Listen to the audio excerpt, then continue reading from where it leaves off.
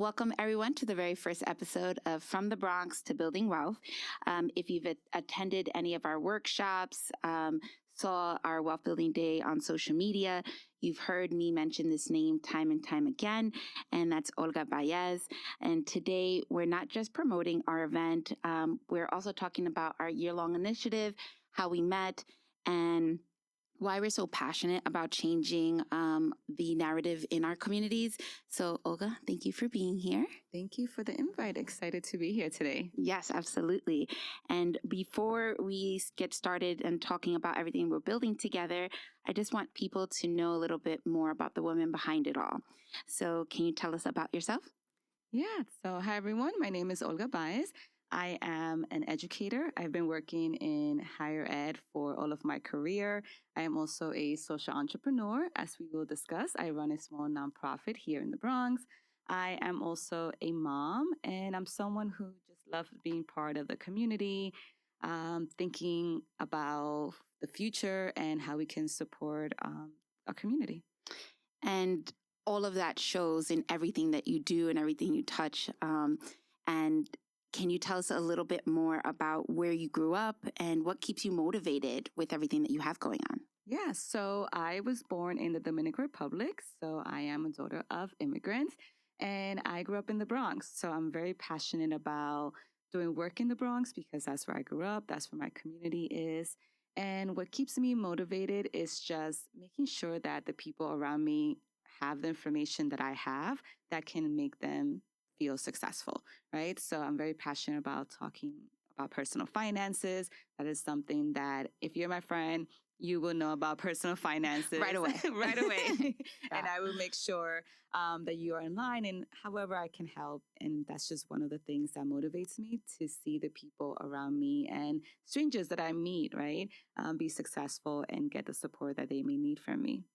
And very much like myself, I feel like that's immediately what drew us together, right? It was just immediately just sharing and so passionate and so just involved in saying, hey, this is what you shared. I think this, and this might align. So with that being said, when did it, I guess, come to the realization that you wanted to start this nonprofit? Yeah, so for me, a lot of the issues that high school students were experiencing were very similar to the issues that students were experiencing when I was in high school. So not going to college, having issues not having the resources that they need, the knowledge that they need to go to higher ed. So that motivated me to start the nonprofit, which was actually first called Strive for Higher Ed. So the focus was on higher education and exposing middle school students to college. But I quickly realized that there were other issues that I thought were important to address, such as our literacy levels.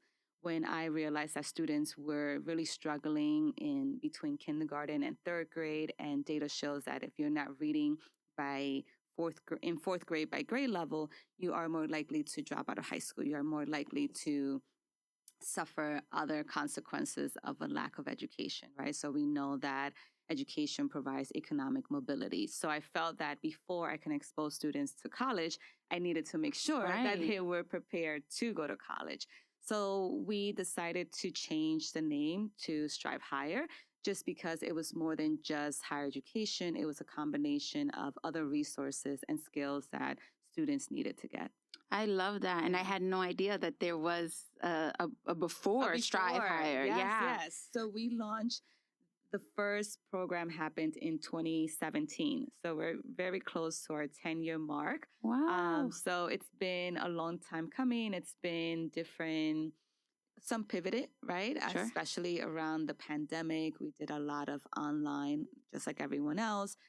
Sharing resources and engagement online for students. And that's where we were able to further develop our early literacy program.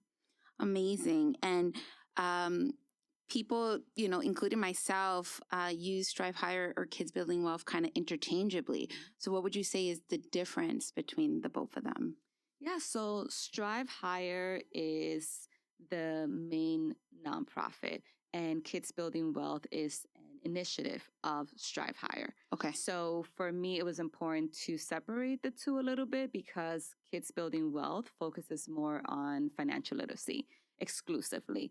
And strive_higher, it's more focused on early literacy, engagement with the community, hosting events, back to school, backpack giveaways, right? So that was a little bit separate from financial education. So that's why I thought it was important to give it its own name. And Kids Building Wealth really shares with others what the goal is right away within the name, right? We want kids to build wealth, and that's it. That's our focus. That's our goal. And I thought it was important to have a different name for that initiative. I love how one really focuses on building up the young leaders by making them readers, and financial literacy being a big part of that. And then Kids Building Wealth, teaching them how to acquire and build and create their own businesses. So I love that. Thank you. Now, let's rewind because we do get this a lot in terms of how we met. Yeah. So why don't you start first? Yeah, so we met back in the pandemic times. So 6 years ago now. And we hosted an event with one of my college friends, Amy, that we both happened to know. And we didn't know that we had that friend in common. And you joined one of we had a money and consejitos session where we wanted to just talk about money in, just not in a conversational setting, not so much a workshop. And it was just bringing people together to just have an honest conversation about money. And Amy has shared that she knew you from purchasing her condo. So it was great to come together and just create that connection. Yeah, so Amy and I had met here with Moravilla. She was in the process of purchasing, and just like I kind of sat down with her and like you do with your friends and the kids, it was just like, hey, these are the things that and the pillars you want to make sure that we are settled with, that we have answers to. How do we feel about your monthly payments, and really kind of take that hand-to-hand approach. She was like, you remind me so much of my friend Olga. And I was like, oh, you know what's funny? My mom's name is Olga. And then, we just started talking about what you do. And she was like, she has these virtual meetups where we can just talk about just money, finances, women in dealing with and their finances. So I was like, you know what? Yeah. And then I jumped on, and then we just, I was a little apprehensive just because I was nervous. I never really kind of shared my own personal with someone. I'm always helping others. But I was just like, I want to do for myself and kind of get a little bit more hands-on. So then we just started talking, and then we just realized we had all these similarities and passions. And I think our foundations were just so similar. Exactly. It was like what you were doing for women. And then we started talking about strive_higher.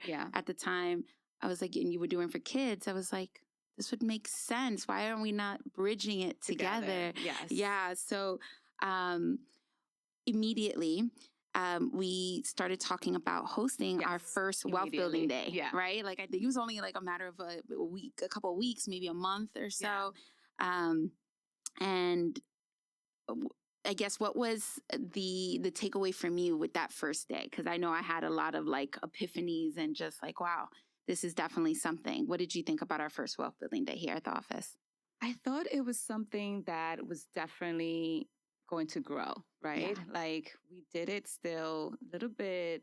I remember the kids still wearing masks. So that was just something that we put something together that I knew had the potential to keep growing, to reach more families. And obviously we know that one of the pillars of wealth building is owning real estate, right? Having your own home. And I thought that it would be so great to share with families not only how to manage their money, but also to get on the path of being able to purchase their first home. And then bringing the kids in was just a great way to ensure that families were able to get the information that they needed while their kids were also engaged in a great activity such as, a read out loud where we discuss money management for kids and also an opportunity for our first young entrepreneur to sell her items. Right. She was here. Now she's in 8th grade. Actually, she's going to high school in September, believe it or not. Yeah, that's crazy. And she was one of our first young entrepreneurs because we wanted to make sure that other kids were able to see that you can be a young entrepreneur at a young age, right? And that was something that you felt very passionate about and I felt passionate about because we're all about giving back to the community, but also providing opportunities for others to make money, right? We're not just here to share knowledge. We also want people to build wealth. And what I think that my biggest takeaway from that day was just seeing, one, that the response, right? Because it was our first one and we had a full house. I think we had like over 30 people between kids and adults here. And the support through the New York City Hispanic Chambers of Commerce, 𝗪𝗃 came on board and just automatically saying, yes, we love to see what you're doing here. How can we help? And everyone was so engaged. And I felt like the big takeaway was like, wow, from adults to kids, people want this. People want to do better. It's sometimes they just don't have the resources, the means, the representation, or just feel so overwhelmed that they don't know where to start. And I feel like where our approach is so wholesome, but just so rooted in support, that we provide that same sort of passion and resources and support and guidance to everyone that shows up, regardless of how many people, because we know that not all of the events have all been consistently supported in that way, unfortunately. But again, I feel like because we're so passionate and that we keep coming back, that more and more people are actually starting to realize, hey, they have something going on here. Yeah, and we know that talking about money is difficult for people, right? And especially if someone doesn't feel like they're at the stage where they can purchase a home, right? It's like, why do I need to know about how to purchase my own home if I don't have the means to do that now, right? And something that we always try to tell people is like, you just need the knowledge first, right? You need to know how to get there before you're actually purchasing your first home, because it takes several steps to get into the position where you can buy your first home. The same thing is with investing, right? You're not just going to have $1,000 a month to invest just overnight, right? It's going to take time for you to get there. It's going to take maybe getting a new job for you to have the additional income in order to be able to have the money to invest and then save and buy your own home.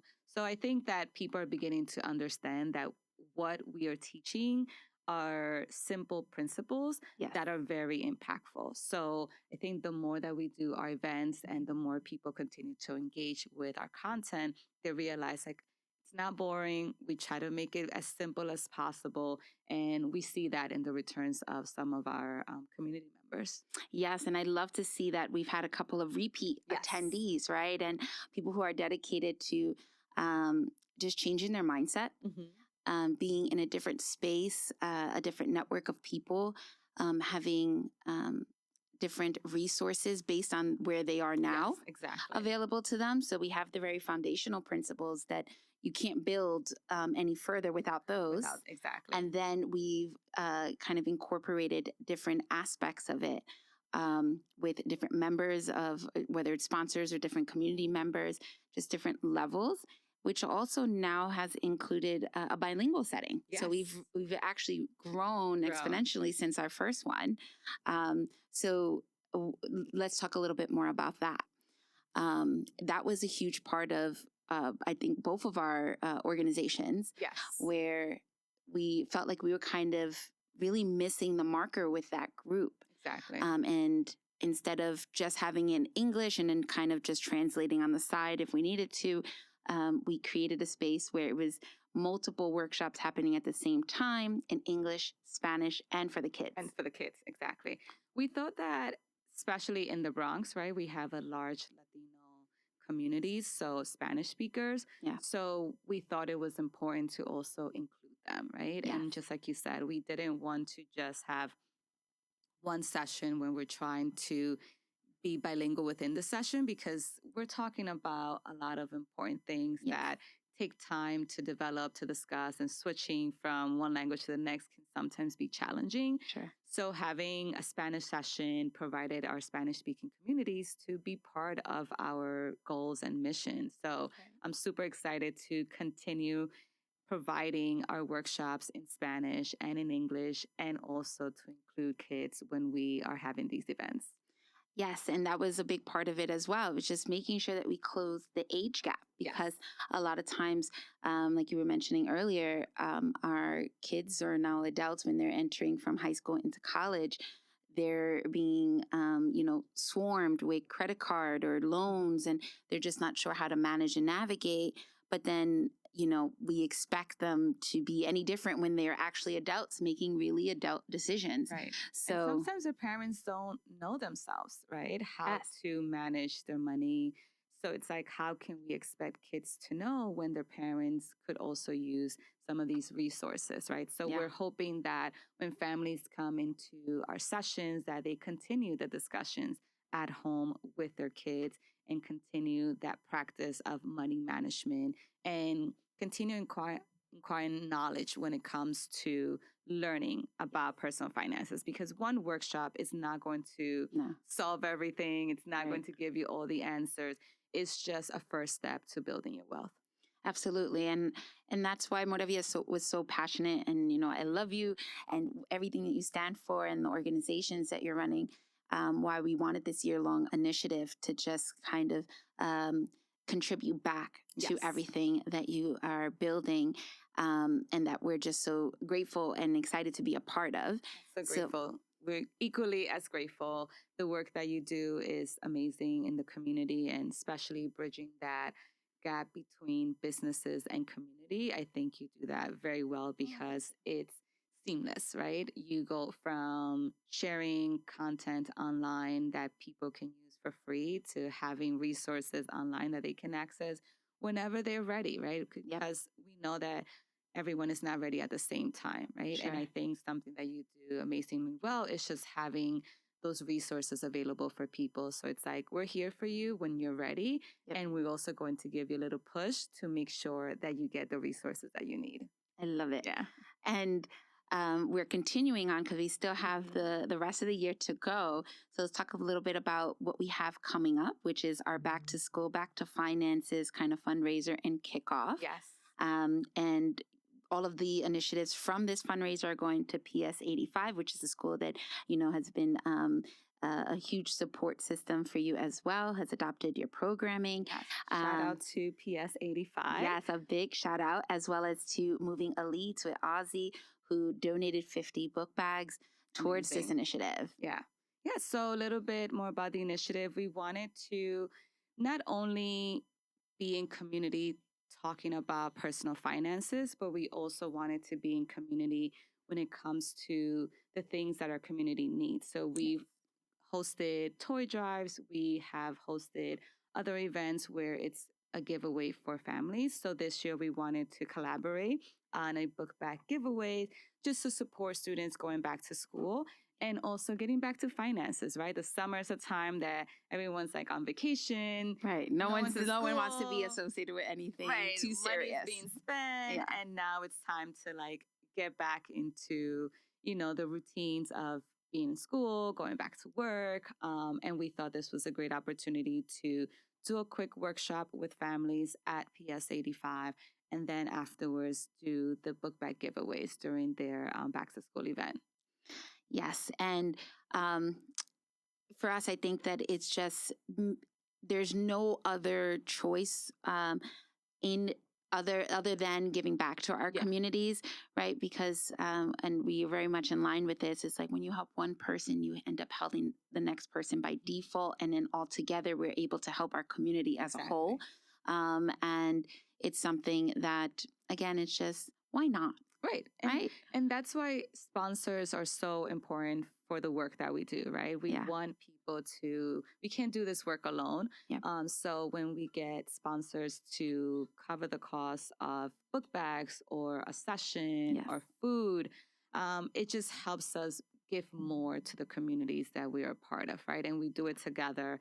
And I think something that you and I are both very big on is including others in our mission, right? This is not just a Vanessa and Olga type of initiative. This is a community-based initiative. So if you're part of our network, we are going to be reaching out to you to support us because we know that this work takes teamwork.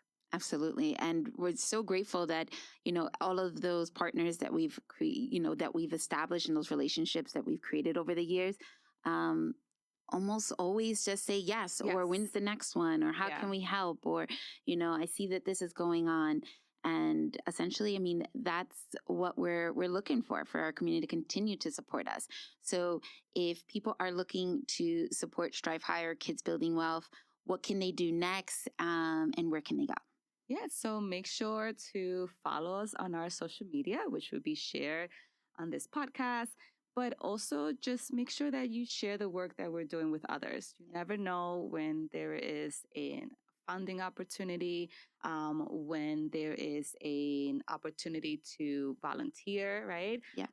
We are always looking for volunteers, especially for our big events. Yes. And just donations. Sometimes people don't have the time, and we totally understand that. So if you want to make a monetary donation, everything is posted on our Instagram. We have 2 Instagrams just because we want to make sure to keep it separate as well. Sure. But Strive Higher is our main Instagram handle. So Strive Higher Inc. and then Kids Building Wealth. And they both have the links to our back to school drive. Yes, and we'll be posting it also in our Moravilla resource hub where we can make these donations to help fill up these 50 book bags. And anyone who's making a monetary donation, there is no such thing as just too small. Mm-hmm. Honestly, every dollar counts. There's so much that we can do with just whatever is donated. So we appreciate all of the support. And we want to thank Olga for being here, for literally taking on these foundations and organizations as she has. And, you're doing so good. For the Bronx, for the community as a whole, for our kids. And Moravilla is extremely grateful and proud to be a part of that. And thank you so much for always being one of our biggest supporter. You're always ready to do a fundraiser for us, making sure that other people know what we're doing, thinking of ways that we can get sponsorship and just ways of collaborating. We don't gatekeep, and that's something that I think is very prominent in our relationship. Like, we're always ready to share resources, share network, connect with others. If you know someone that I think that is going to be great, you introduce me to them, right? And vice versa. So thank you so much for your support, the work that you continue to do. And this is just the beginning. So if you're catching us here, just know that we're going to blow up. So you better get on board. Yes, absolutely. That's exactly the energy we're looking to end this with. And again, I appreciate you for being here, for doing everything that you do. And honestly, real wealth isn't measured by money. It's based on the relationships you're able to create, to build, to grow with, and what you're able to give back. So with that being said, thank you so much for joining us. All of the information on how to reach us, support us will be in our handles, in our resource hub. And thank you for joining. Thank you.